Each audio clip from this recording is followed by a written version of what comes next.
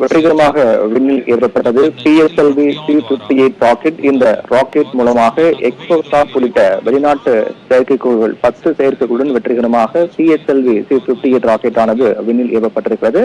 குறிப்பாக இது விண்ணில் ஏவப்பட்டதிலிருந்து சுமார் 22 நிமிடங்கள் பயணம் மேற்கொள்கிறது. அதாவது 9-10 மணி அளவுக்கு இது விண்ணில் ஏவப்பட்டது. அதிலிருந்து 22 நிமிடங்கள் எடுத்துக்கொண்டால் 9:30 மணி முதல் 35 நிமிடங்களுக்குள்ளாக கிட்டத்தட்ட பூமியில் இருந்து 650 கிலோமீட்டர் உயரத்தில் இருக்கக்கூடிய புவி வட்ட பாதையில் நிலைநிறுத்தப்படுகிறது இந்த எக்ஸ்போசாட் என்ற செயற்கைக்கோள். அதன் மூலமாக பல்வேறு ஆராய்ச்சிகளை இந்த செயற்கைக்கோள் மேற்கொள்ள இருக்கிறது.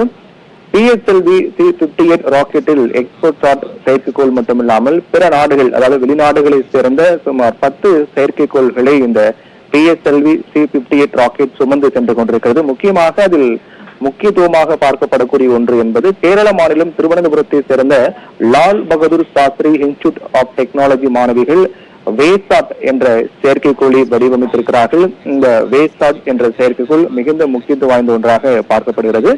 இந்த வேசாட் என்ற செயற்கைக்கோள் விண்வெளி மற்றும் பூமியின் மேற்பரப்பில் இருக்கக்கூடிய புற ஊதா கதிர்கள் மற்றும் கேரளாவில் வெப்பநிலை மற்றும் காலநிலை மாற்ற நிகழ்வுகள் ஆகியவற்றின் தாக்கத்தை, அதாவது கேரளாவில் ஏற்படக்கூடிய வெப்பநிலை மற்றும் காலநிலை மாற்ற நிகழ்வுடைய தாக்கத்தை ஆராயும் வகையில் வடிவமைக்கப்பட்டிருக்கூடியதுதான் இந்த வேசாட் என்ற செயற்கைக்கோள்.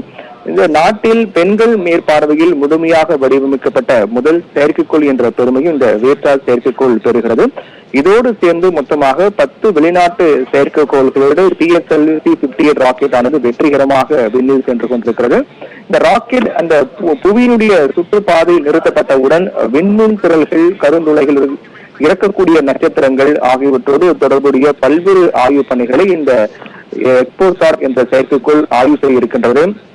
குறிப்பாக இது மிகுந்த முக்கியத்துவம், வழக்கமாக PSLV வரிசையில் அனுப்பக்கூடிய செயற்கைக்கோள்களில் இது மிகுந்த முக்கியத்துவம் வாய்ந்த, அதிக கவனிக்கப்பட வேண்டிய ஒரு செயற்கைக்கோளாக இந்த எக்ஸ்போசாட் உள்ளது. என்றால் இந்த திட்டத்தை பொறுத்தவரையில் எந்த ஒரு உலக நாடுகளும் பெரிய அளவில் மேற்கொள்ளாத ஒரு புதிய திட்டமாகவே இந்த திட்டம் பார்க்கப்படுகிறது. குறிப்பாக இதற்கு முன்னதாக 2021ஆம் ஆண்டு நாசா இந்த திட்டத்தை செயல்படுத்தினார்கள். அதற்கு பிறகு பல நாடுகள் இந்த எக்ஸ்போசாட் செயற்கைக்கோளை விண்ணில் ஏவுவதற்கான பணி மேற்கொண்டாலும் கூட பெரிய அளவில் 2021ஆம் ஆண்டு நாசா செயல்படுத்தியதை அடுத்து பெரிய அளவில் எந்த ஒரு நாடுகளும் மேற்கொள்ளவில்லை.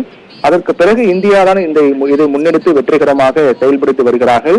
இந்த எக்ஸ்போசாட் செயற்கைக்கோளை பொறுத்தவரையில் விண்வெளியில் பல புதிய தகவல்கள் தெரிய வாய்ப்பு இருப்பதாக இதுவரையில் இஸ்ரோ மேற்கொண்டிருக்கூடிய பல்வேறு முயற்சி மிகுந்த முக்கியத்துவம் வாய்ந்த முயற்சியாக இந்த முயற்சி பார்க்கப்படுகிறது. பல முக்கிய தகவல்கள் கிடைக்க வாய்ப்பு இருப்பதாகவும், குறிப்பாக நியூட்ரானில் இருந்து எக்ஸ் கதிர்கள் எவ்வாறு வெளிப்படுகிறது, நியூட்ரானை பொறுத்தவரையில் இந்த நியூட்ரான் இருந்து இந்த எக்ஸ் கதிர்கள் வெளிப்படும் அந்த வெளிப்பாட்டினுடைய நிகழ்வு என்ன, அது எப்படி வெளிப்படுகிறது, எந்தெந்த நேரங்களில் அந்த எக்ஸ் கதிர்கள் நியூட்ரானில் இருந்து வெளியாகிறது மற்றும் இந்த நட்சத்திர கூட்டமைப்பில் இருந்து எந்த மாதிரியான கதிர்வீச்சு வெளிப்படுவது உள்ளிட்ட பல்வேறு மிக முக்கியமான ஆய்வுகளை இந்த எக்ஸ்போசாட் செயற்கைக்கோள் மேற்கொள்ளப்படுகிறது. ஏற்கனவே இந்தியாவை பொறுத்தவரையில் இஸ்ரோ சார்பாக ஆதித்யா L1 விண்கலமானது சூரியனை நோக்கி பயணித்துக் கொண்டிருக்கிறது. வருகின்ற 7ஆம் தேதி அது L1 எல் நினோ என்ற புள்ளியில் அது நிறுத்தப்பட்டு சூரியனை ஆய்வு செய்யும் பணியானது மேற்கொள்ள இருக்கிறது. அதனோடு ஒப்பிட்டு கூட இந்த எக்ஸ்போசாட் செயற்கைக்கோளை ஒப்பிட்டு பார்க்கலாம் என்று கூட விஞ்ஞானிகள் தெரிவிக்கிறார்கள். குறிப்பாக இது நட்சத்திரங்களுடைய பிறப்பு முதல் இறப்பு வரை என்னென்ன நடக்கிறது என்பது குறித்தான புதிய தகவல்கள் எல்லாம் இந்த எக்ஸ்போசாட் செயற்கைக்கோள் நமக்கு வழங்கும் என்று தெரிவித்திருக்கிறார்கள். ஒரு நட்சத்திரம் எடுத்துக்கொண்டால் அந்த நட்சத்திரம் எப்படி உருவாகிறது, அந்த நட்சத்திரம் உருவாகி அந்த நட்சத்திரம் அணையும் வரை அதற்கு பிறகாக மாறக்கூடிய இந்த தூசு என்று சொல்லக்கூடிய டஸ்ட் அது எப்படி உருவாகிறது உள்ளிட்ட பல்வேறு ஆய்வுகளை இந்த செயற்கைக்கோள் மேற்கொள்கிறது. நட்சத்திரம் பொதுவாக 2 விதமாக உருவாவதாக விஞ்ஞானிகள் தெரிவிக்கிறார்கள். ஆவரேஜ் ஸ்டார் என்றும் அதே போன்று மேட்டிவ் ஸ்டார் என்றும் கூறுகிறார்கள். இந்த ஆவரேஜ் ஸ்டார் என்பது சூரியனை போன்று, அதாவது ஒரு ஒளிக்கதிர் உருவாகி அதற்கு பிறகு அது அணைந்து விட்ட பிறகு அதனால் ஏற்படக்கூடிய அந்த தூசு அதன் மூலமாக ஏற்படக்கூடியதான் இந்த ஆவரேஜ் ஸ்டார் என்று சொல்கிறார்கள். அதே போன்று மேட்டிவ் ஸ்டாரை பொறுத்தவரையில் சூப்பர் நோவா வெடிப்பு ஏற்பட்டு அதிலிருந்து நியூட்ரான் ஸ்டார் ஆக மாறி அதற்கு பிறகு நட்சத்திரம் உருவாவதாக கூறப்படுகிறது.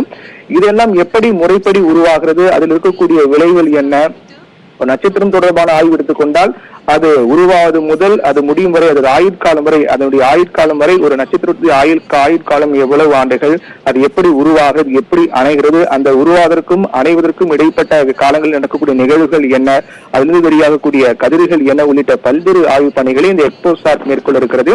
அதன் காரணமாக இஸ்ரோ அனுப்பிய பல்வேறு செயற்கைக்கோள்களில் இது மிக முக்கியமான ஒன்றாகவே பார்க்கப்படுகிறது. 2023 கடந்த ஆண்டை பொறுத்தவரையில் பல சாதனைகளை இஸ்ரோ நிகழ்த்தினார்கள். அதிலும் குறிப்பாக சந்திரயான் 3 என்ற செயற்கைக்கோள் மூலமாக நிலவின் தடம் பதித்த, அதாவது தென்துருவ பகுதியில் தடம் பதித்த முதல் நாடு என்ற பெருமையை இஸ்ரோ படைத்தார்கள். அதைத் தொடர்ந்து அந்த வெற்றியை கொண்டாடக்கூடிய அதே சமயத்தில் அந்த வெற்றி கொண்டாட முடிப்பதற்குள்ளாகவே இன்னொரு சாதனையை இஸ்ரோ மேற்கொண்டார்கள். அதுதான் ஆதித்யா L1 என்ற செயற்கைக்கோள் சூரியனை ஆய்வு செய்வதற்காக அனுப்பப்பட்டது. இந்த ஆதித்யா L1 செயற்கைக்கோளானது வெற்றிகரமாக சூரியனை நோக்கி பயணித்துக் கொண்டிருக்கிறது.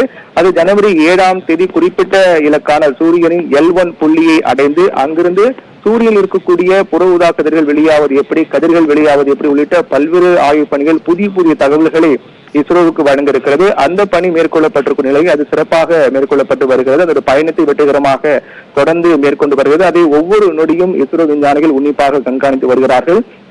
அதைத் தொடர்ந்து ஆண்டின் முதல் நாளான இன்று உலகம் முழுவதும் புத்தாண்டு கொண்டாட்டத்தில் மக்கள் மூழ்கியிருக்கிறார்கள். அனைவரும் சாமானியர் முதல் பெரிய பெரிய பிரபலங்கள் வரை என அனைவரும் ஆண்டின் முதல் நாள் என்பதால் புத்தாண்டு கொண்டாட்டத்தில் ஈடுபட்டிருக்கிறார்கள். ஆனால் இஸ்ரோ செயற்கைக்கோள் ஏவுவதுதான், தன்னுடைய பணியை சரியாக செய்வதுதான் புத்தாண்டு கொண்டாட்டம் என்ற வகையில் ஆண்டின் முதல் நாளிலேயே ஒரு மிகப்பெரிய சாதனை இஸ்ரோ மேற்கொண்டிருக்கிறார்கள். அதாவது இதுவரையிலும் எந்த ஒரு நாடுகள் அதிகமாக மேற்கொள்ளாத ஒரு புதிய முயற்சியை இஸ்ரோ மேற்கொண்டிருக்கிறார்கள். நாசாவுக்கு பிறகு 2021ஆம் ஆண்டு ஏற்கனவே கூறியது போல 2021ஆம் ஆண்டு நாசா இந்த திட்டத்தை செயல்படுத்தினார்கள். அதற்கு பிறகு பல நாடுகள், ஐரோப்பிய யூனியன் உள்ளிட்ட பல நாடுகள் மேற்கொண்டாலும் கூட நாசாவுக்கு பிறகு இந்தியா தான் இந்த திட்டத்தை வெற்றிகரமாக செயல்படுத்தி வருகிறார்கள். இதோடு சேர்ந்து எக்ஸ்போசாட் என்ற செயற்கைக்கோளுடன் சேர்ந்து 10 வெளிநாட்டு செயற்கைக்கோள்களும் விண்ணில் ஏவப்படுகிறது. அந்தந்த நாடுகளில் தயாரிக்கப்பட்ட அந்த செயற்கைக்கோள் அந்த நாடுகளை சார்ந்த பல்வேறு ஆய்வு பணிகளை மேற்கொள்ள இருக்கிறது. அதிலும் குறிப்பாக நம்முடைய இஸ்ரோ பொறுத்தவரையில் பல்வேறு சாதனை தொடர்ச்சியாக மேற்கொண்டு வருகிறார்கள். இந்த செயற்கைக்கோள் மூலமாக எக்ஸ்ரே மூலங்களினுடைய தற்காலிக நிலை, நிறமாலை போன்ற அறிவியல் ஆய்வுகளையும், விண்வெளியில் இருக்கக்கூடிய தூசு, கருந்துளை, வாயுக்களினுடைய மேக கூட்டமான நெபுலா ஆகியவற்றை பற்றி விரிவாக ஆராய இருக்கிறது இந்த எக்ஸ்போசாட் செயற்கைக்கோள். மிக முக்கியமான ஆராய்ச்சியாகவே இது இஸ்ரோவால் பார்க்கப்படுகிறது. இது ஆயுட்காலத்தை பொறுத்தவரையில், அதாவது இன்று விண்வெளியில் ஏவப்பட்டிருக்கூடிய இந்த எக்ஸ்போசாட் செயற்கைக்கோள் பொறுத்தவரையில் PSLV C-58 என்ற ராக்கெட் மூலமாக ஏவப்பட்டிருக்கிறது. இந்த ராக்கெட்டில் எக்ஸ்போசாட் என்ற செயற்கைக்கோள் பொருத்தப்பட்டிருக்கிறது. அதோடு சேர்ந்து 10 வெளிநாட்டு செயற்கைக்கோள்களும் பொருத்தப்பட்டிருக்கின்றன. இந்த செயற்கைக்கோளுடைய ஆயுட்காலம், ஒவ்வொரு செயற்கைக்கோளுக்கும் ஒரு ஆயுட்காலம் இருக்கும். அந்த வகையில் இந்த எக்ஸ்போசாட் செயற்கைக்கோளை பொறுத்தவரையில் 5 ஆண்டுகள் ஆயுட்காலம் கொண்டதாக இருக்கிறது. இந்த 5 ஆண்டுகள் இந்த 2024 முதல் தொடர்ந்து 5 ஆண்டுகள் அது ஆய்வு பணி மேற்கொள்கிறது. 5 ஆண்டுகள் ஆய்வு பணி மேற்கொண்டு பல்வேறு புதிய தகவல்களை இஸ்ரோவுக்கு இந்த எக்ஸ்போசாட் செயற்கைக்கோள் வழங்கியிருக்கிறது. அதன் மூலமாக விண்வெளியில் பல புதிய அறியாத தகவல்கள், பல ஆச்சரியமான விடயங்கள் நமக்கு தெரியவரும் என்று எதிர்பார்க்கப்படுகிறது. இதோடு 5 ஆண்டுகள் தொடர்ந்து இந்த பணி மேற்கொள்ளப்பட்ட பிறகு அது தற்காலிகமாக செயலிழந்துவிடும். மொத்தமாக ஏற்கனவே கூறியது போல 10 வெளிநாட்டு செயற்கைக்கோள்களையும் இந்த PSLV C-58 ராக்கெட் ஆனது சுமந்து கொண்டு வெற்றிகரமாக இலக்கை நோக்கி சென்று கொண்டிருக்கிறது. பூமியில் இருந்து, அதாவது 22 நிமிடங்கள் ஏவப்பட்டதிலிருந்து 22 நிமிடங்கள் பயணம் செய்து 9:30 முதல் 9:35 மணிக்குள்ளாக அது பூமியில் இருந்து 650 கிலோமீட்டர் உயரத்தில் இருக்கக்கூடிய புவி வட்ட பாதையில் நிறுத்தப்படுகிறது. அங்கிருந்து தன்னுடைய ஆய்வு பணி இந்த எக்ஸ்போசாட் செயற்கைக்கோள் மேற்கொள்ள இருக்கிறது. ஏற்கனவே கூறியது போல இஸ்ரோவுக்கு மிக முக்கியமான ஒரு திட்டமாக இந்த திட்டம் பார்க்கப்படுகிறது. பல ஆச்சரியமான தகவல்கள், விண்வெளி சார்ந்த, நட்சத்திரங்கள் சார்ந்த, அந்த கருந்துளை சார்ந்த பல ஆச்சரியமான தகவல்கள் நமக்கு தெரிய வரும் என்று எதிர்பார்க்கப்படுவது இஸ்ரோவுக்கு ஒரு மிகப்பெரிய வாழ்த்துக்கள், பெருமை என்று கூறலாம். என்றால் ஒட்டுமொத்த உலக நாடுகளும் புத்தாண்டு கொண்டாட்டத்தில் ஈடுபட்டிருக்கும் நிலையில் இஸ்ரோ தன்னுடைய கடமையை சரியாக செய்து புத்தாண்டு கொண்டாடுவது என்பது எங்கள் கடமைதான், எங்களுக்கு கொண்டாட்டம் என்ற வகையில் இஸ்ரோ ஒரு புதிய முயற்சியை இந்த முதல் நாளில் மேற்கொண்டிருக்கிறார்கள்.